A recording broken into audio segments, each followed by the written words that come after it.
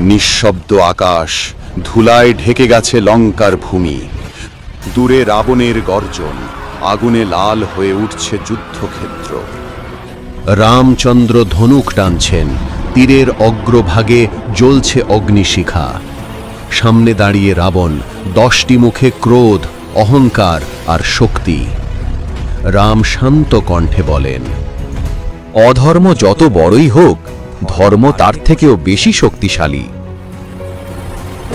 আকাশে বজ্রপাত, যুদ্ধ শুরু।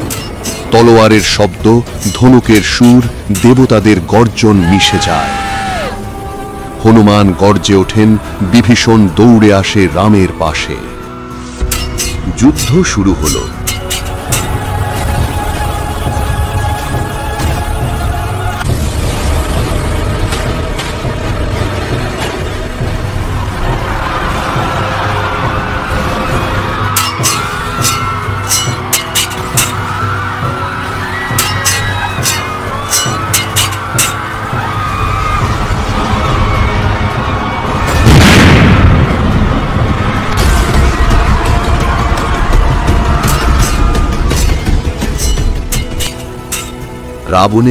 রাবণ সেনাদের হাতে অনেক রাম সেনা ও বানর সেনা মূর্ছিত হল।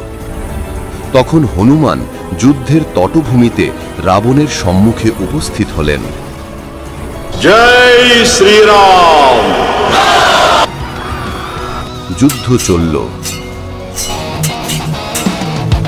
শঙ্খ বাজে, আকাশ ফাটে, রক্তে রঙিন ভূমি।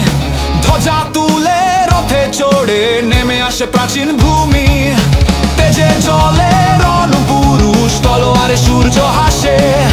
ধুলোর মাঝে দেবতারা রণকাব্য গায়ে বাতাসে। ধ্বনি উঠুক রণরঙ্গে, গর্জে উঠুক পৃথিবী।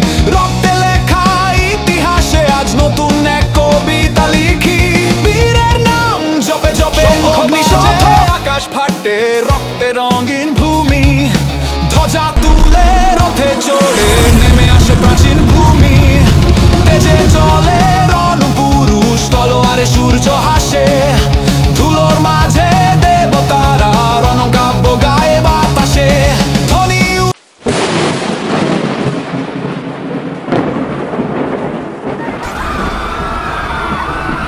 উঠুক রণরঙ্গে, গর্জে উঠুক। জয় শ্রীরাম। জয় শ্রীরাম।